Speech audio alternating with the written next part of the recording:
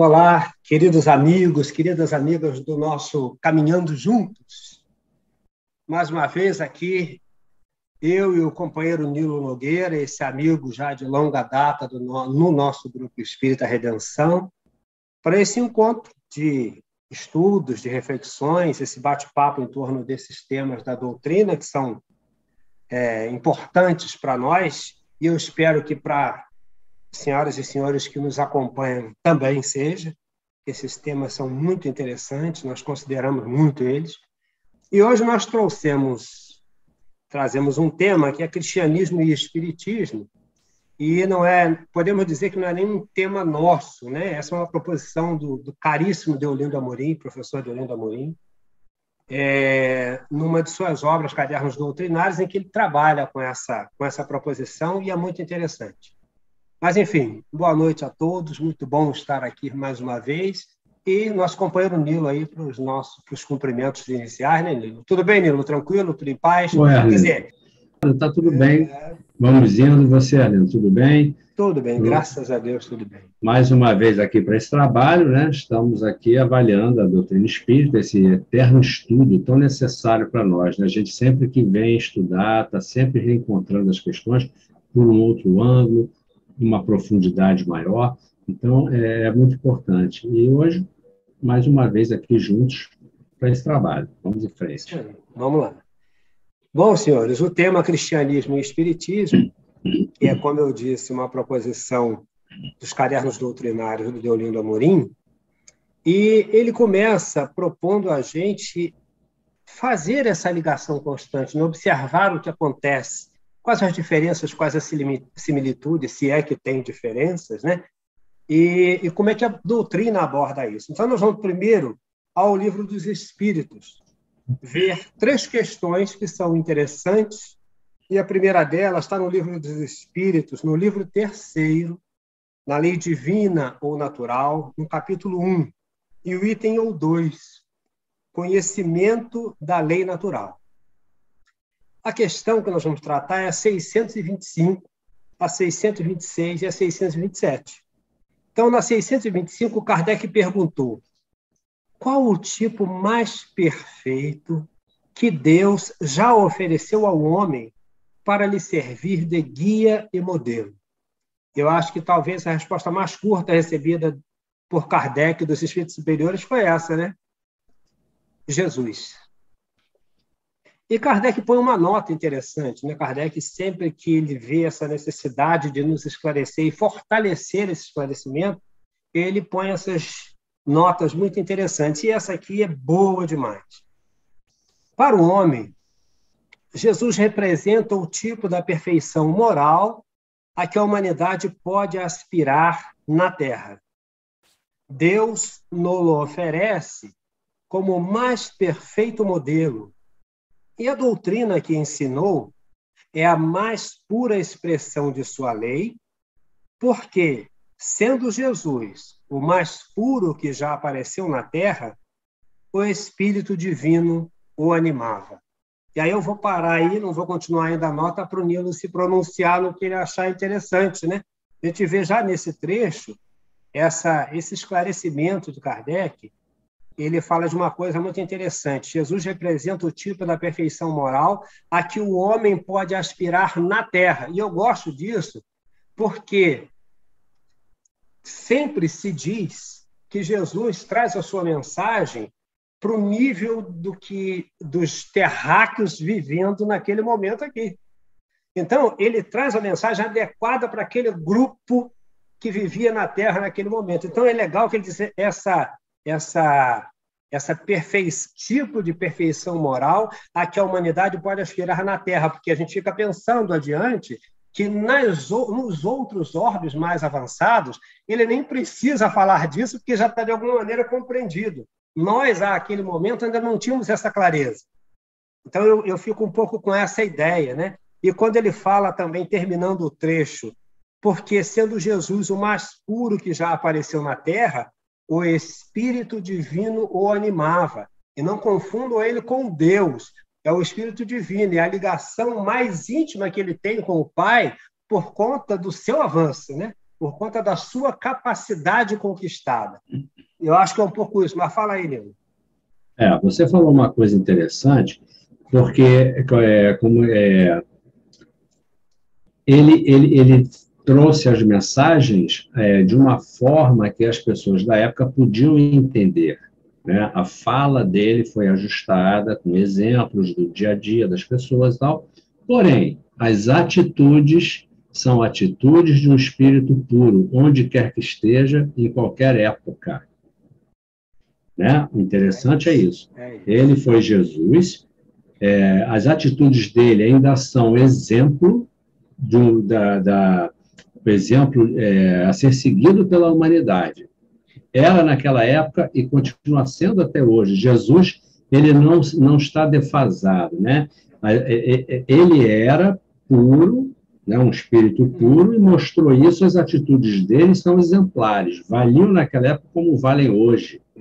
Ele está para além do tempo, assim como a sua mensagem. Para além do tempo, isso. Então, ele serve como exemplo, sim, para nós. Isso é bacana da gente desmistificar também, porque ocorre muita, não sei que nome a gente dá, né, certos movimentos que se chamam cristãos, para falar de Jesus é como, não, quem sou eu para me comparar com Jesus? Não é? Claro, não se trata de comparação, não se trata da gente se comparar, lógico que a gente vai perder sempre, né?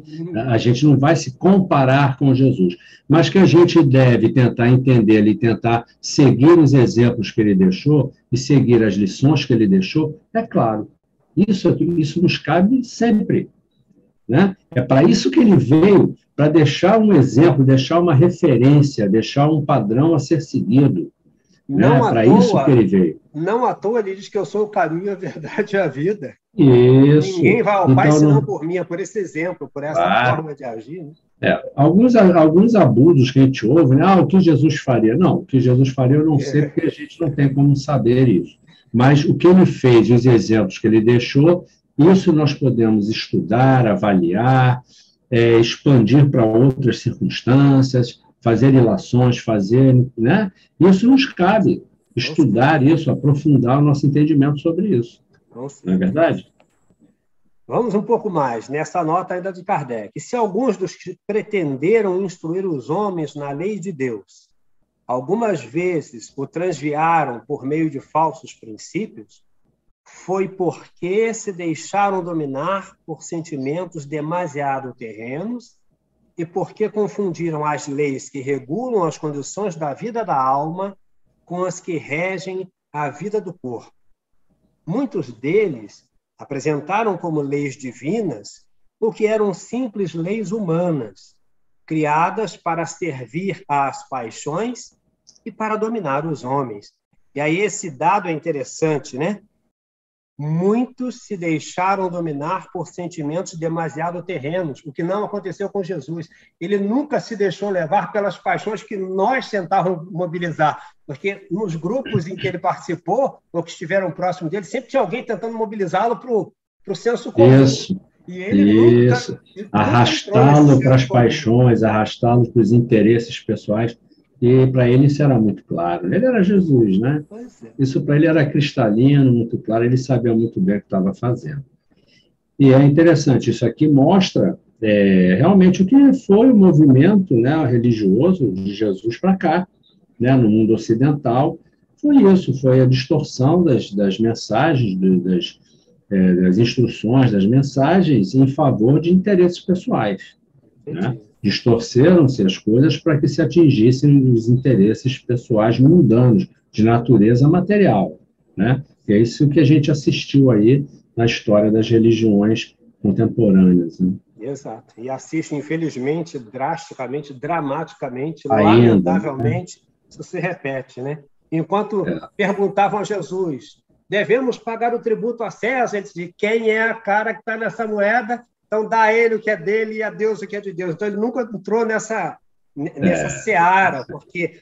E aí as pessoas ficam pensando, que é bom pensar nisso, porque as pessoas ficam pensando, até quem é mais materialista, mais socialista e tal, olha, Jesus ficou em cima do muro, ele está dizendo que não importa esse mundo material? Não, importa sim. Agora, cada coisa no seu lugar. É. Então, Tem gente, não mistura esses gente, canais. Né?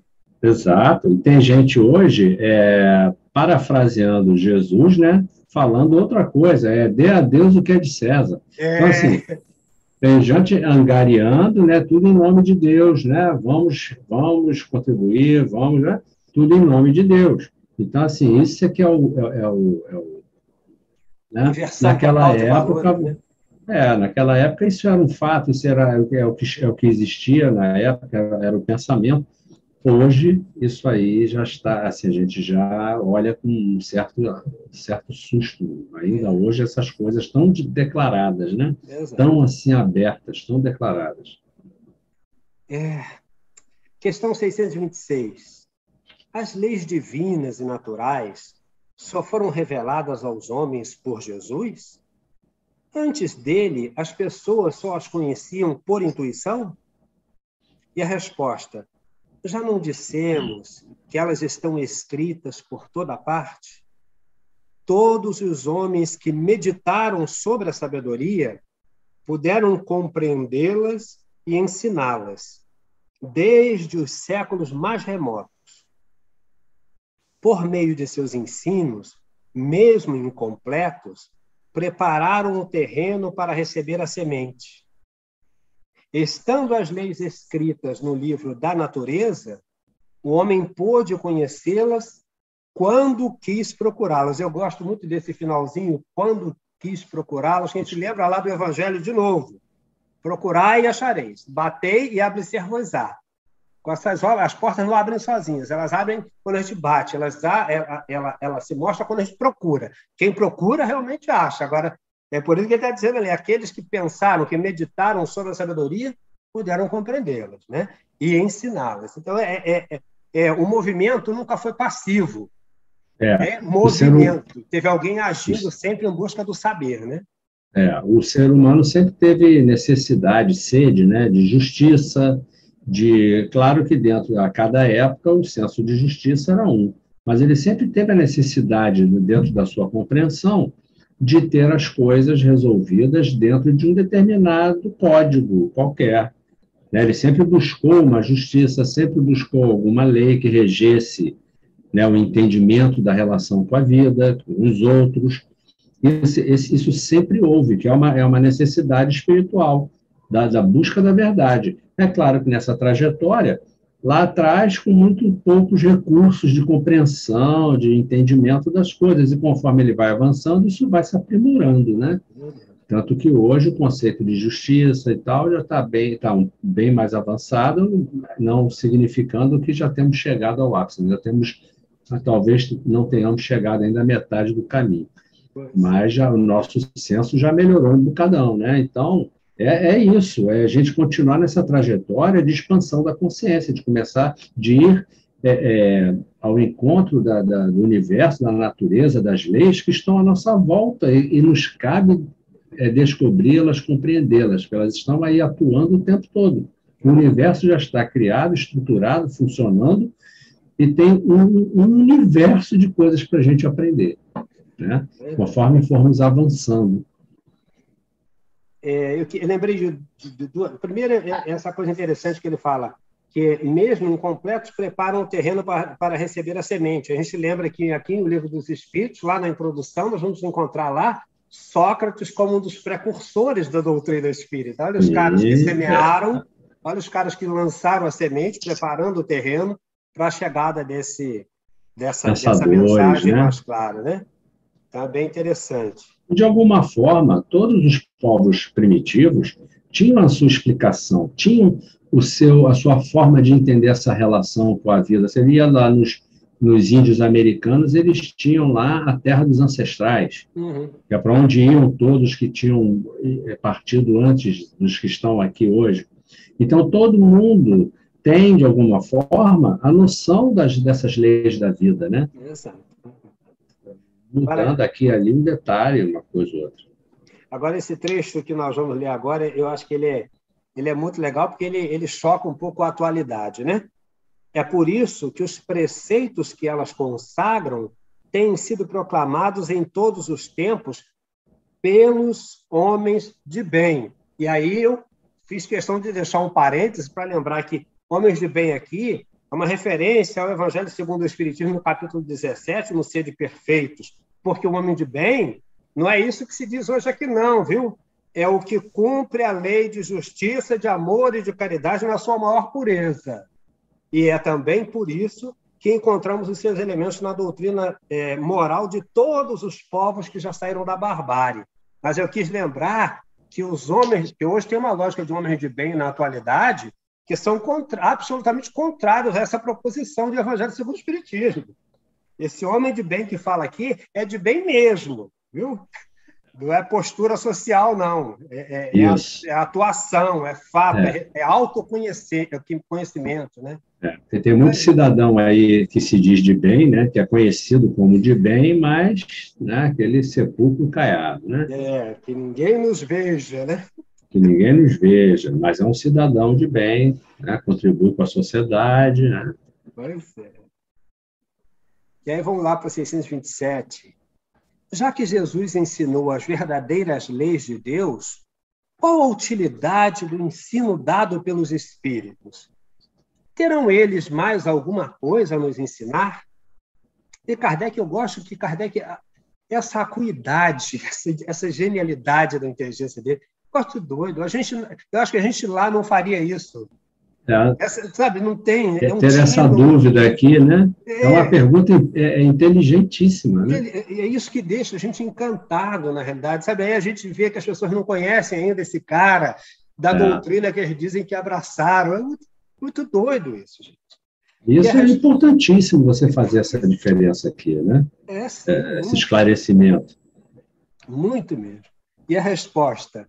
Muitas vezes, a palavra de Jesus era alegórica e em forma de parábolas, porque ele falava de acordo com a época e os lugares. Agora, é preciso que a verdade seja inteligível, ou seja, compreensível para todos. É necessário explicar e desenvolver aquelas leis, já que pouquíssimos são os que as compreendem, e menos ainda os que as praticam. Nossa missão é abrir... Nossa é a dos espíritos, não é a nossa, não. Nossa missão é abrir os olhos e os ouvidos de todos para confundir os orgulhosos e desmascarar os hipócritas, que da religião e da virtude só guardam a aparência, a fim de ocultarem suas torpezas. Olha, que isso parece até um texto de Jesus para os fariseus de então, só que cai para os fariseus atuais, né? Com toda a propriedade. É verdade, isso aqui está belíssimo, porque ele está explicando assim, né? Se Jesus já ensinou as leis de Deus, né? Qual é a importância das mensagens dadas pelos Espíritos, né? E é o que ele está dizendo. Jesus ele trouxe as mensagens e estavam em parábolas. A doutrina espírita agora vem num novo momento em que já existe maturidade para isso, explicar tudo aquilo que Jesus quis dizer, aprofundar aqueles conceitos. Ele já encerrava conceitos morais ali daquela forma que estavam. Mas agora ele vem explicar a realidade por trás desses conceitos morais. A que esses conceitos estão se referindo, né? A essa realidade espiritual, que é a verdadeira vida. É explicitar, né? Isso que ele vem fazer. Isso, quando ele diz que fazer ao próximo o que gostarias que fizessem a você, isso não é apenas uma lição moral para você ser bonzinho, todo mundo ser bonzinho, não é isso. É por quê? Porque hoje nós estamos aqui, amanhã estaremos ali. E vice-versa, hoje estamos ali, amanhã estaremos aqui. Eu vou estar no seu lugar, você vai estar no meu lugar. Então, quando eu estiver numa situação difícil, eu vou gostar que alguém venha e me ajude. Então, você sabendo que isso é da vida, você começa a olhar para as situações com um pouco mais de condescendência, com um pouco mais de solidariedade, com um pouco mais de compreensão, de temperança, de paciência. Porque é isso que faz a lei de justiça, amor e caridade. Ela se efetiva na minha ação. Não é fechar os olhos ao erro, à má intenção, ao que é errado, mas é você ter uma medida, né, de compreensão e dos limites né, a compreensão e a caridade, acima de tudo, né? É usar a Isso. medida que você gostaria que tivessem com você, porque essa que é a Isso, ideia. a ideia é essa. Então, assim, a doutrina espírita vem, o espiritismo, né, a lição, o ensino dado pelos espíritos, como está aqui na pergunta, ele vem estender esse entendimento e mostrar a validade disso tudo que Jesus deixou. Ele vem ampliar o entendimento disso tudo e mostrar como isso nos afeta diretamente, para a gente começar a compreender isso. E compreendendo a reencarnação, né, a gente começa a ver realmente aquilo tudo que ele deixou é um farol luminoso a iluminar a trajetória nossa, né? E é lembrar que Jesus, nessa história, não é mais apenas um profeta, ele não é um padre, ele não é um pastor, ele não é um representante de uma casta religiosa qualquer. Ele é um homem que vem dizer aos outros homens e mulheres que nós somos que tem mais do que isso. E para chegar no ponto em que ele chegou, é preciso seguir o caminho que ele traçou. É preciso trilhar o mesmo caminho para alcançar esse entendimento. E isso só se dá com exercício. Isso é com exercício. Isso não se dá porque nós genuflexamos, ou seja, nos ajoelhamos, colocamos as mãos postas e oramos a Deus, a José ou a Maria para chegar a algum lugar. Não vai. É preciso agir. E agir dentro desses preceitos que a gente quer que seja feito com relação a nós. Não é só compreender, né, amigo? Não basta ler e compreender. É naquela hora que você está lá na rua, que vem uma pessoa e faz uma grosseria com você, você na mesma hora perceber que aquela situação é uma situação que vai exigir de você alguma atitude, né? Que atitude você vai ter? Então, é aí que está o exercício a que você se referiu. É no dia a dia, é na dificuldade, é nos momentos em que a nossa paciência é levada ao extremo, quando a gente é injustiçado, quando a gente é agredido, quando alguém fala alguma coisa para nos atingir, como é que a gente reage? Né? Esse é um momento de escolha para o livre-arbítrio. É isso que a gente precisa entender. A gente não, como você falou, não adianta a gente ficar orando, rezando, pedindo a Deus, pedindo proteção, pedindo ajuda, se na hora que a gente tem que mostrar ao que veio, né, a gente faz uma escolha ruim. É isso que vai nos situar no mundo espiritual. Lá não tem nenhum clube assim com um porteiro que vai dizer, não, você está barrado, você não é nada disso. Nós vamos chegar lá como que somos, como queremos chegar lá. Né? Então, isso é uma coisa que eu acho muito importante de nós, espíritas, começarmos a ter uma profundidade maior de entendimento. Não vai ter ninguém proibindo a nossa chegada em lugar nenhum. O que vai dar o limite é o peso que a nossa consciência tem. E se nós não sairmos do igrejismo, mesmo estando na doutrina espírita, a gente não consegue avançar nisso. Não consegue, porque não consegue entender isso aqui. O próprio Deolindo Amorim costuma falar muito dos espíritas que não têm mentalidade espírita. Porque isso é que é graça nesse momento, é isso. Esse bando enorme de espíritas que não tem mentalidade espírita. Exato, não traz para a sua vida. Ele lê, estuda, sabe citar a questão número tal do livro dos espíritos, fechou o livro, saiu dali, ele aqui é outra pessoa, ele vai cuidar dos afazeres dele, mas assim, uma coisa não tem nada a ver com a outra, né? Então, isso realmente não está sendo de grande utilidade para essa pessoa. Né? Pois é. O ensino dos espíritos deve ser claro e sem equívocos, de sorte que ninguém possa alegar ignorância e todos possam julgá-lo e apreciá-lo com a razão. Veja como é que a doutrina é, né? Olha só. Para que ninguém possa alegar ignorância e todos possam julgá-lo e apreciá-lo com a razão. Não há medo de julgamento nem de apreciação. É dar a cara a tapa. Põe a cara para saber se está bom, se está no caminho certo, se está errado. É isso, porque não dá para ficar escondido atrás do livro dos espíritos. Não está protegido, não. Não está. E não há mais assim, o controle de uma pessoa que pega isso e distorce a seu bel prazer de acordo com a sua conveniência. Então, não é isso. É realmente usar a razão, é pegar isso aqui tudo que está escrito e usar a razão, é estudar, procurar entender, aprofundar, para justamente isso vai nos fazer, nos tornar autônomos. Nós não precisamos que alguém nos diga. Isso está na apresentação do Céu e Inferno, essa versão nova.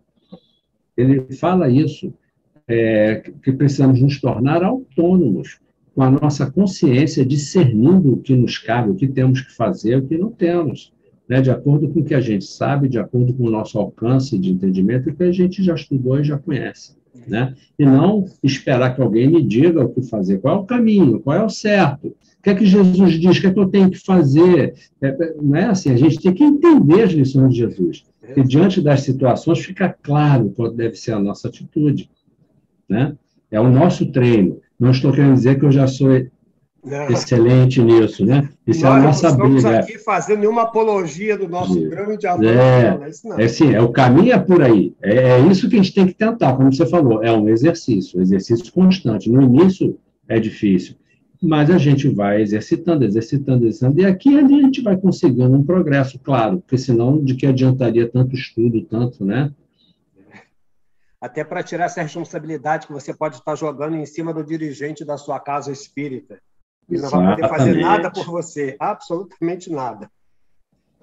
Diz o finalzinho aqui. Daí a necessidade de que ninguém possa interpretar a lei de Deus ao sabor de suas paixões, nem falsear o sentido de uma lei toda de amor e de caridade. E aí a gente volta para a atualidade novamente, porque no presente é isso que se está fazendo, falseando o sentido dessa lei que é toda de amor e caridade. Quando a gente tem espíritas se associando dessa forma absurda com o negacionismo, com a antivacina, com coisas que não se coadunam com a lógica, com a razão, com a beleza dessa doutrina, com tudo que foi legado para nós a vida inteira, mas de Jesus para cá em especial, e ainda mais quando chegar a doutrina dos espíritos, a gente ter espírita situado dessa maneira equivocadíssima é chocante, é lamentável, é triste. E ainda existe o que é mais assim triste de ver, é que no próprio movimento espírita, no meio espírita, ainda há aqueles que parece que saíram daquele movimento antigo igrejista, né, que tentam fazer isso com a doutrina espírita, quando chega para uma pessoa e fala: irmão, isso é falta de caridade, você está agindo, né? Nossos irmãozinhos estão chamar os espíritos de irmãozinhos, né? Como se você estivesse numa situação melhor que a deles, coitadinhos, né? Então, esse tipo de coisa é que a gente precisa abolir no nosso entendimento, né? Espíritos somos nós amanhã, éramos nós ontem, seremos nós amanhã. Espírito não é irmãozinho, são nossos irmãos, somos nós aqui, irmãos todos, né? Com sua realidade, com suas dores, com seus sofrimentos, seus aprendizados, seus sucessos e insucessos, aprendendo, sofrendo para aprender. Exato. Né? E eles precisam entender isso, que eles não estão em situação pior que a nossa, estão apenas, talvez, num momento mais difícil do que nós estamos. Quem garante que amanhã depois não estaremos numa situação aflitiva, de descontrole, levados ao desespero? Quem garante que isso? Nenhum de nós está livre disso, não é verdade? E se estamos agora, não estávamos ontem, talvez em situação muito pior.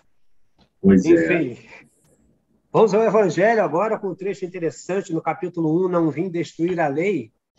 E no item que trata do Espiritismo, o item 7 diz assim: assim como o Cristo disse, não vim destruir a lei, mas cumpri-la, o Espiritismo diz igualmente, não venho destruir a lei cristã, mas dar-lhe o cumprimento. Nada ensina em contrário ao que ensinou o Cristo, mas desenvolve, completa e explica em termos claros para todo mundo o que foi dito apenas sob forma alegórica. Vem cumprir nos tempos preditos o que o Cristo anunciou e preparar a realização das coisas futuras. Portanto, O Espiritismo é a obra do Cristo, que ele mesmo preside, assim como preside, conforme igualmente o anunciou, a regeneração que se opera e prepara o reino de Deus na Terra. Então, eu acho que esse trecho do Evangelho, que fala bem dessa ideia do cristianismo e do espiritismo, como é que eles são uma coisa só, né? Essa mensagem está presidida durante todo o tempo pela mesma figura, Jesus.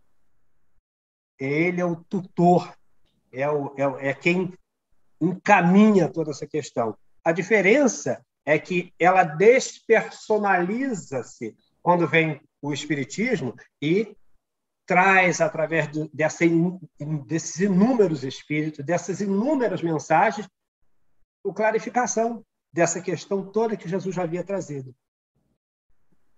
Eu tenho como algo muito importante um recado assim que a gente percebe que sobressai da doutrina espírita, é um momento que nós estamos passando. A gente, quando estuda isso, começa a ver que há todo um encadeamento, todo da humanidade, do progresso dos encarnados, dos espíritos aqui na Terra, e que o que está acontecendo agora é um momento de transição e que, para nós, e para quem pretende permanecer evoluindo aqui no planeta, precisa ter realizado um mínimo desse trabalho, estar um pouco já na senda, no caminho, pelo menos com um pé, nesse caminho que Jesus mostrou lá atrás, da caridade, do amor ao próximo.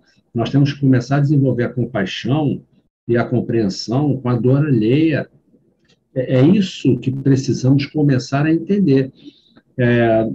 A gente, de algum modo, né, o passado, né, nossas passagens lá atrás, nos séculos atrás, nas nossas reencarnações, tivemos um contato com uma religião que foi conduzida de forma muito distorcida, né, nos obrigando a uma fé cega e uma atividade, uma relação passiva com a religião. Isso nos colocou assim, acéfalos, sem senso crítico com relação a isso, e querendo uma regra, uma receita para ir para o céu. Alguém nos diga, por favor, alguém me diga. Então, é aquela coisa da autonomia. O Espiritismo veio fundar uma nova era. Está escrito aqui, a nova era, que é inclusive a seguinte aqui, né, Instruções dos Espíritos. Eu fiz um estudo disso aqui que achei muito interessante, eu achei que é cabível agora, aqui, que eu acho que é um recado importante da doutrina, a gente entender que é preciso começar a pensar com a própria cabeça, não ir nas águas de ninguém. Está aqui, Jesus mostrou o caminho, o Espiritismo veio explicar tudo, é a nossa consciência, é o que estamos fazendo. Não precisamos, amor ao próximo não é gostar de todo mundo, isso é impossível. Né? O termo amar aí, no caso, como é o mesmo caso aqui no Evangelho explica, amar os inimigos, é claro que não é gostar, é você reconhecê-lo como um filho de Deus. Né? Para ele vai ser a lei, claro, precisa de lei, precisa de disciplina, precisa, aqui no mundo material ele vai ter que aprender isso. Mas o amor a que se refere, amor ao próximo, é ter respeito ao próximo, é respeitar os direitos do próximo, é entender que ele também está na mesma luta que você, que a gente. Então, assim, isso é amor ao próximo, isso é suficiente para você poder desenvolver uma sociedade mais justa, reconhecendo os direitos dos outros também. Né? Porque a gente precisa escapar da nossa síndrome de perfeição. Porque a gente, quando olha o outro e aponta, a gente fica na suposição de que nós já somos perfeitos, então não preciso ser igual com ele. Por quê? Porque ele é espírito atrasado. Eu não, eu sou avançado, nunca errei, nunca mais errarei. Olha, isso é um problema muito sério, porque Jesus nos avisa que a medida com que julgardes é aquela com que será julgado. Então, é complicado isso. Né? Nós estamos numa encarnação em determinada situação de acordo com as experiências que precisamos passar por agora. Não sabemos que experiências iremos enfrentar nem nessa encarnação futuramente e nem numa próxima. Pois é. Então, ninguém está, vamos dizer assim, garantido. Isso não existe. Até porque nós não sabemos o tamanho da nossa conta, né? Claro, exatamente, né? E é importante a gente começar a entender isso. O que nos cabe não é ser perfeitos, o que nos cabe não é não errar, Erraremos, mas erraremos do tamanho do que nós já estamos. As pessoas têm medo, o espírita tem medo de viver, de fazer as coisas com medo de ir para um umbral. Eu vou errar, então o que é que eu tenho que fazer para não errar? Não, isso não existe, nós vamos errar, mas vamos cometer erros do tamanho de que estamos. Igual a criança no pré-escolar erra, as crianças no ensino fundamental erram, mas passam. São outros erros, mas erram. Erram. O outro lá na universidade também vai errar, não vai tirar 10 sempre, mas assim, não precisa tirar 10. Basta estar na média, acima da média ali um pouquinho, melhorar um dia melhor, outro dia pior, e estar se esforçando para aprender. Não é verdade? É o nosso caso, nós vamos errar, mas isso não quer dizer que a gente errou aqui, tropeçou ali, né? Não quer dizer que a gente vai estar com o nosso futuro comprometido. É isso que precisamos entender, né? É isso aí. Bom, vamos ao Livro dos Espíritos, naquela conclusão 8, que vai ao encontro disso que nós estamos vendo, porque esses textos parecem que se repetem, né? Porque eles vão sendo fortalecidos a cada momento, são reiteradas essas questões. Mas vamos lá. No Livro dos Espíritos, na conclusão 8, é colocado assim: os espíritos, perguntam algumas pessoas, nos ensinam uma moral nova? Alguma coisa superior ao que disse o Cristo? Se a moral deles não é senão a do Evangelho, de que serve o Espiritismo? Esse raciocínio se assemelha singularmente ao do califa Omar, referindo-se à Biblioteca de Alexandria. Dizia o califa: se ela não contém, dizia ele, mais do que está no Alcorão, é inútil e, portanto, deve ser queimada. Se contém coisa diversa, é nociva e também deve ser queimada. Não. O Espiritismo não traz moral diferente da de Jesus. Mas perguntamos por nossa vez: antes que viesse o Cristo, os homens não tinham a lei dada por Deus a Moisés? A doutrina do Cristo não se achava contida no Decálogo? Dir-se-á, por isso, que a moral de Jesus era inútil? Perguntaremos ainda aos que negam a utilidade da moral espírita: por que é tão pouco praticada a moral do Cristo? E por que justamente os que lhe proclamam a sublimidade são os primeiros a violar a primeira de suas leis, a caridade universal? Os espíritos vêm não só confirmá-la, mas também nos mostrar a sua utilidade prática. Tornam inteligíveis e patentes verdades que só haviam sido ensinadas sob a forma alegórica. E, com a moral, trazem-nos a definição dos mais abstratos problemas de psicologia. Eu quis ir até aqui para a gente depois... Mas você vê que coisa linda, né? Quando ele põe, inclusive, essa questão do califa Omar, que é assim que a Biblioteca de Alexandria foi destruída, com essa loucura, né? É uma lógica rasteira, tendenciosa, fundamentalista. Fundamentalista que quer garantir um poder instituído, né? Não quer pensar, não quer se renovar para não correr o risco de perder o que tem, né? E isso é a base do fanatismo, né? Isso é o fanatismo.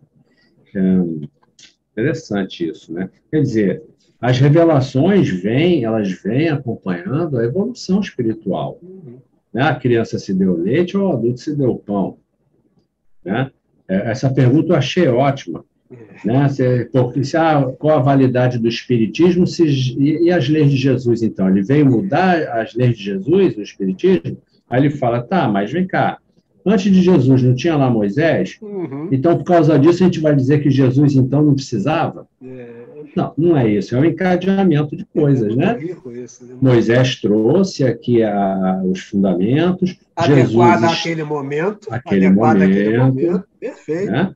Jesus veio numa outra época em que eles já estavam preparados para entrar nesse conceito, né, do amor ao próximo, da necessidade do amor, da caridade, aquela coisa toda, do perdão. Ou seja, apontando para a direção da convivência pacífica.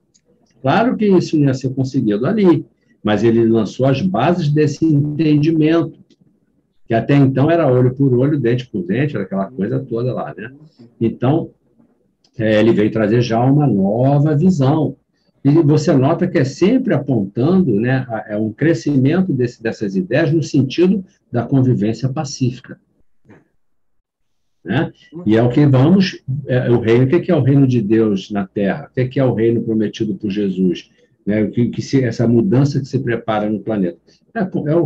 O planeta vai experimentar a convivência pacífica, não sem problemas, mas onde o direito da maioria será respeitado. Todos respeitarão o bem comum. Onde, né, o homem se vê mais como irmão de verdade. Né? Exato. E para isso temos que treinar. Começar a treinar e sacudir os ranços, os preconceitos, os exclusivismos, né? Que essa vivência aqui na matéria, às vezes, nos força, né? Esse exclusivismo, eu primeiro, as minhas coisas, né? Os meus bens, as minhas necessidades, né? Porque é preciso lembrar, assim, a gente às vezes esquece, né, que não há mágica nisso, né? O planeta em regeneração só se regenera quem quer se regenerar. Quem não quiser, necessariamente vai partir. Vai para outro lugar. Não está jogado fora, não está abandonado. Vai viver dentro do padrão que você quer. Isso, não quer mudar, vai permanecer vivendo num mundo que é desse jeito. Ok, vai lá para aquele outro lá que ainda é desse jeito, né? A mágica não é regenerativa nesse sentido, né? A regeneração, aliás, não é mágica nesse sentido. Ela não vai forçar ninguém isso, não. Só que quem não quer seguir no barco, quem não se propõe a querer compreender isso, porque tem que ter, o Nilo falou ainda agora, né? É a proposição de querer saber. Você quer mudar? Você vai fazer o exercício? Se você se é percebido que você já está com um pé voltado para aquela direção, é outra coisa. Agora a gente sentado na maionese, não estou nem aí, rapaz, tem tempo. Olha. Então a gente parte e tira o garoto daqui, deixa ele na escolinha que ele precisa. Né, Arlindo? E essas noites todas, esses anos todos que eu frequentei o Centro Espírita, onde fica? Né? Originalmente vai valer de nada se você não exercitou isso. Né? Você não transformou em atitudes, né? Atitudes verdadeiras, compreendidas, né? Pelo menos compreendendo o princípio que rege essas atitudes. A gente vai, às vezes, até meio sem muita convicção, não é muito o nosso jeito, mas a gente sabe que o caminho é por ali. E se a gente não se forçar um pouquinho, é mais fácil ficar na acomodação. Ficar é muito mais fácil. Porque, assim, só é possível mudar efetivamente fazendo uso desse saber nas nossas condições objetivas. Elucubrar intelectualmente é maravilhoso. Que coisa! Agora, é a prática. Se a gente não fizer objetivamente, se não construir objetivamente esse passo, não tem mais ou menos. Não tem mais ou menos. A gente vai continuar maravilhoso e tal, vai para frente, vai para o outro mundo e vai exercitar lá até perceber que só é legal quando objetivamente se realiza. Senão você não está fazendo nada, não está produzindo nada. Pode contar história, pode escrever livro, pode fazer o que você quiser. Só que se não tornar prático, se não objetivar a ação, não tem mais ou menos. Porque Jesus diz lá atrás, a fé sem obras é morta. Então, a gente fica bobeando com isso. Né? Não tem história. Enfim, Jesus veio mostrar aos homens o caminho do verdadeiro bem. Eu gosto dessas expressões, verdadeiro bem, porque tudo para a gente parece bem, né? Agora, o verdadeiro bem é outra coisa, porque o verdadeiro bem ele tem que estar alinhado com a proposição da lei de justiça, amor e caridade. O que não estiver alinhado com isso não é o verdadeiro bem. Então, é complexo esse negócio, né? A gente fica muito no oba-oba com isso, né?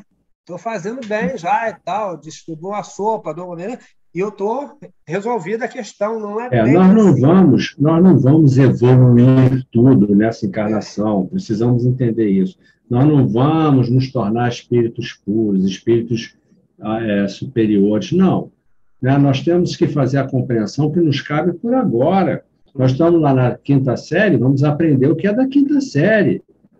Né? Uma próxima, a gente vai para a sexta série, vai para a oitava, sétima série, e assim vai. Então, assim, a evolução não se dá de saltos, ela é gradual, ela vai de acordo com a nossa capacidade de compreensão desses conceitos. né? Agora, quando você começa a entender realmente que a doutrina espírita abre um mundo, como a gente vai ler aqui, né? Que é toda uma nova lógica, uma nova moral.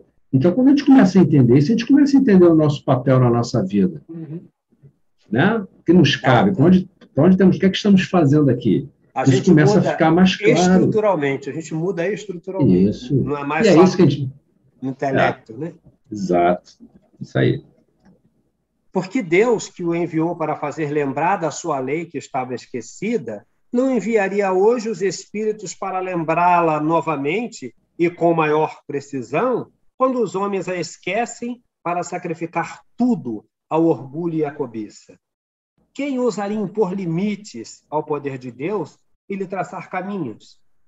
Quem nos diz, como afirmam os espíritos, que não estão chegados os tempos preditos e que não alcançamos aqueles em que verdades mal compreendidas ou falsamente interpretadas devam ser ostensivamente reveladas ao gênero humano para apressar o seu adiantamento?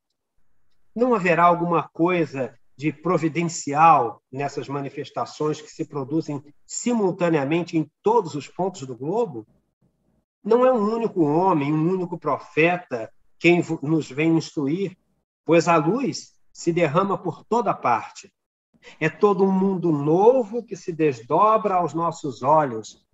Assim como a invenção do microscópio nos revelou o mundo dos infinitamente pequenos, de quem nem mesmo suspeitávamos, assim como o telescópio nos revelou milhares de mundos cuja existência igualmente não suspeitávamos, as comunicações espíritas nos revelam um mundo invisível que nos cerca, nos acotovela constantemente e que, à nossa revelia, toma parte em tudo que fazemos. Então, eu acho isso lindo demais e é tão alentador. Eu acho que é É. muito alentador. Isso é libertador no sentido de que a gente não fica mais preso ao medo do que alguém diz, ao medo do que alguém que se diz representante de Deus na Terra, por exemplo, vem e te aponta, você está excomungado, você isso, você aquilo. Não, a gente não fica à mercê dessas coisas. A relação, isso restabelece a ligação direta com Deus. Não há intermediários. Não existe uma fé cega e que nós temos que seguir, obedecer a alguém, porque esse alguém sabe das coisas e ele vai nos indicar o caminho. A gente não fica mais dependente de uma pessoa para decidir o nosso destino, o nosso futuro.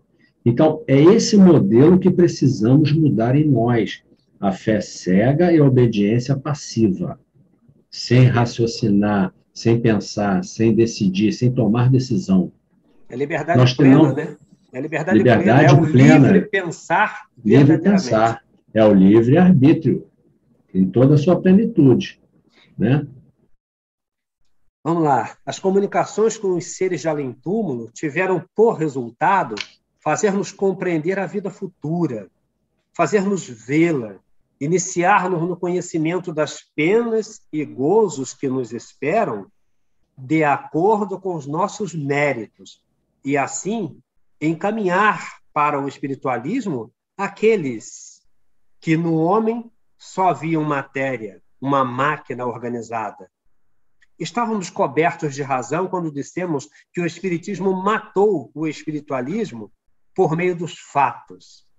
Tivesse produzido este único resultado, e a ordem social já lhe deveria muita gratidão. Ele, porém, faz mais.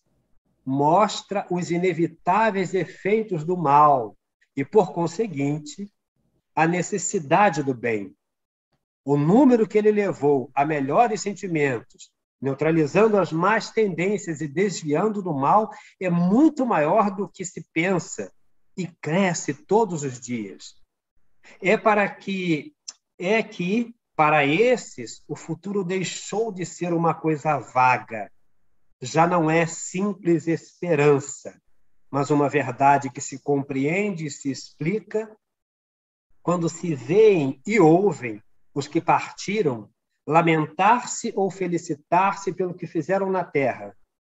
Quem quer que testemunhe isso é levado a refletir e sente a necessidade de se conhecer, de se julgar e de se emendar. Eu adoro esse final, porque ele diz: quem quer que testemunhe isso é levado a refletir. Olha, não há jogo de medo, não há jogo de terror. Quem conhece, quem testemunha isso, é levado a refletir e sente a necessidade de se conhecer, de se julgar e de se emendar, porque sempre remete a si, a você. Você é o teu juiz, porque é a tua consciência que te julga, é ela que estabelece que parâmetros você precisa seguir, né? É interessante, quem conheceu Senira Pinto, ela não era espírita, ela era espiritualista e tal, né? Ela tinha uma frase que ela dizia assim: a gente precisa sair da roda do karma e entrar na roda do amor. Né? Como é que a gente pode entender isso? Né? Uma vez ela explicou isso. Né? A gente precisa sair dos movimentos aleatórios, fazer as coisas sem saber o que está fazendo e sofrendo as consequências e se batendo, se ralando todo, né? Sem saber por quê. E começar a entrar na roda do amor, que é o quê? É a consciência. São as atitudes conscientes, compreendendo o que isso significa diante do universo, diante da lei de causa e efeito, diante da vida. Agora, isso não é, a gente lê essas coisas, pensa que para ser espírita, para fazer o bem, você tem que transformar uma sociedade, você tem que... Não é isso, são pequenas coisas que estão ao nosso alcance. Uma palavra de apoio a alguém que está nervoso, desesperado, a ponto de se descontrolar, você tentar acalmar, tentar ajudá-lo a colocar o raciocínio em ordem, né? Uma paciência de ouvir alguém que está com um problema, que está confuso, né? Você parar e ouvir, dar um pouquinho do seu tempo. Às vezes não precisa nem falar nada, é só ouvir e mostrar para a pessoa que ela importa, que ela, né? Do problema dela, você está ouvindo, tá, né? Então, assim, são pequenas atitudes de consideração, de respeito, de fraternidade, de compaixão. São pequenas coisas, é isso que faz a diferença. Exatamente, né? que fazem a diferença. Porque tem uma coisa, você fala a palavra, a melhor palavra, eu acho, que é quando você citou Senira Pinto, e essa questão do amor, né? O amor. E por que amor? Porque, veja, a proposição lá é amar a Deus acima de todas as coisas e ao próximo como a si mesmo. Então, é a Deus e a si primeiro para poder amar o outro. Então, nós passamos de Deus para o auto-amor. Porque é preciso... E para se auto-amar, é preciso se conhecer. Então, a gente precisa voltar para si para poder olhar o outro. Como a gente não tem nem se olhado, o outro que se dane. Porque eu nem me conheço, eu nem me olho, eu não me respeito. Então, fica tudo muito mais difícil. Quanto mais fora de mim eu viver, mais complicado fica para compreender o que eu sou. Porque eu não me conheço. Aí eu não posso me amar. Se eu não me amo, eu não amo o outro. É isso. E é assim, amar a Deus sobre todas as coisas e ao próximo como a si mesmo. Se você... Isso é interessante porque isso é um encadeamento de lógica, de uma verdade. Se você não considera Deus, se você não ama a Deus, no sentido de entender a grandeza do universo, o que é a vida, que, né, tudo isso é criação, nós somos criação de Deus. Se a gente não aceita isso como uma referência de vida, nós não vamos conseguir amar o próximo como a nós mesmos. Não tem jeito. Então, uma é decorrência da uma só é possível com a outra. Primeiro, amar a Deus sobre todas as coisas. E isso, quando você consegue entender isso, você é capaz de entender que cada próximo, cada pessoa, cada espírito é tão importante como você, como eu, e não me cabe, eu estou me referindo a um filho de Deus, olha só. Não importa quem seja, é um filho de Deus. Eu entender isso, o tamanho disso, a responsabilidade que eu tenho quando eu lido com o próximo, eu vou ter que responder a Deus. Você está no parquinho, está com seu filho lá, vem um filhinho do outro, bate no seu filho, tu vai lá e vem o pai do garoto lá. Você, opa, olha, eu sou filho, né? O pai está ali, você, né? Mas é filho de Deus, todos somos filhos de Deus. Então, quando a gente começa a entender isso, a gente começa a entender, sim, claro, mundo difícil, são crianças ainda travessas, fazemos coisas ainda muito básicas, né? Estamos ainda em evolução, precisa disciplina, muitos irão ainda sofrer penas ainda muito rudes para o despertamento e tal, mas assim, precisamos entender que isso é o crescimento normal, isso é como a humanidade evolui, já foi bem pior lá atrás. É por aí. Nilson, vamos ter que parar. Certo. Por favor, fique à vontade para as suas despedidas, porque a nossa hora chegou mesmo. Mais uma vez, né, aqui nesse trabalho, eu quero agradecer a você por essa oportunidade. Muito obrigado. Uma boa noite a todos os companheiros que nos assistem. E espero poder estar outras vezes aqui nesse estudo, que acrescenta muito nessa troca, essa leitura compartilhada e pensada, né, refletida. Pô, é muito bom, é muito interessante isso, acrescenta muito. Eu é que agradeço muito você estar aqui comigo, porque é um bate-bola que eu fico muito animado, muito animado. Enfim, muito obrigado, Nilo, muito obrigado mesmo, uma boa noite para você, muita paz, um beijo no seu coração. Amigos e amigas do nosso Caminhando Juntos, obrigado por mais um encontro, por estarem conosco mais uma vez. Muita paz a todos, saúde, um beijo nos corações. Graças a Deus, muito bom ter estado aqui com vocês, com o companheiro Nilo e com vocês todos de casa. Muito obrigado.